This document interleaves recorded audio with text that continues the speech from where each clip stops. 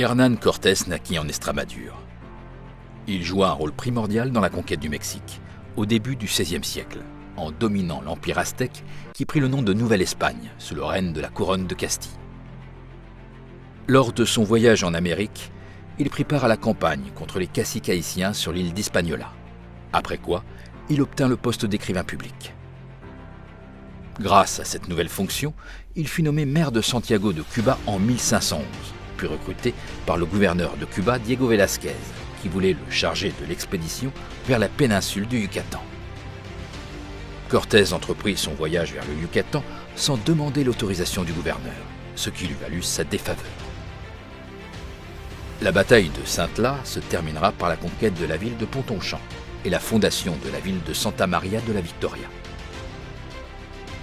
Parmi les offrandes remises par les vaincus se trouvait une femme connue sous le nom de la Malinche, qui prit plus tard le nom de Donna Marina et qui joua un rôle crucial dans la conquête du Mexique grâce à sa maîtrise des langues indigènes et à sa loyauté envers les Espagnols. Elle donna un fils à Cortés, Martin. Après avoir conquis Pontonchamp et fondé la ville de Veracruz, Cortés apprend l'existence de Tenochtitlan, capitale de l'empire gouverné par l'empereur des Aztèques, Moctezuma, et qui abritait de grands trésors. C'est alors qu'il fut nommé capitaine général par ses soldats pour se soumettre au roi Charles Ier, et non au gouverneur de Cuba, qui ne reconnaissait pas son autorité. Cortés envoya des bijoux et des trésors de ses terres pour soutenir sa cause devant le monarque. Afin d'éviter les désertions, il ordonne de détruire le reste de ses navires, d'où l'expression en espagnol « brûler ses vaisseaux », pour dire que l'on ne veut pas revenir en arrière. La première alliance des Espagnols fut forgée avec la culture Totonaca, qui fournit 1300 guerriers à leurs troupes. Plus tard, ils obtinrent le soutien des Tlaxcaltèques, ennemis des Aztèques, en raison des sacrifices humains que ces derniers effectuaient à leur encontre.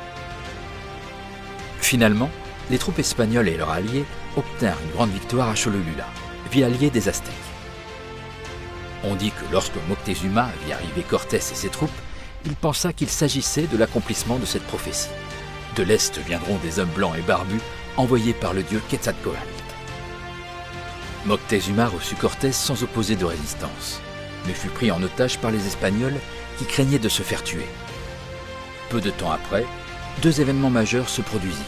La bataille de Notla entre les Mexicas et Juan de Escalante, lors de laquelle ce dernier mourut, et l'expédition de troupes envoyées par le gouverneur de Cuba sous le commandement de Panfilo de Narvaez, que Cortés attira dans son camp.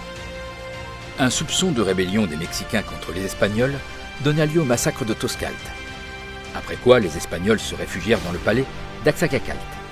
Moctezuma tenta alors d'apaiser ses sujets qui le lapidèrent et le mirent à mort.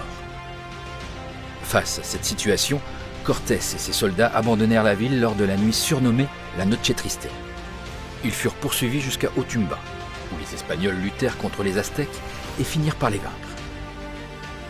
Après ces événements, Cortés réorganisa la conquête de Tenochtitlan, en amenant toute son artillerie et l'armement dont il disposait à Veracruz.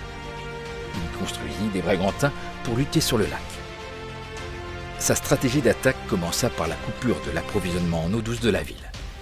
Après plusieurs mois d'affrontements, le 13 août 1521, l'empereur Cuauhtémoc fut capturé et la ville de Tenochtitlan, aujourd'hui Mexico, fut finalement conquise.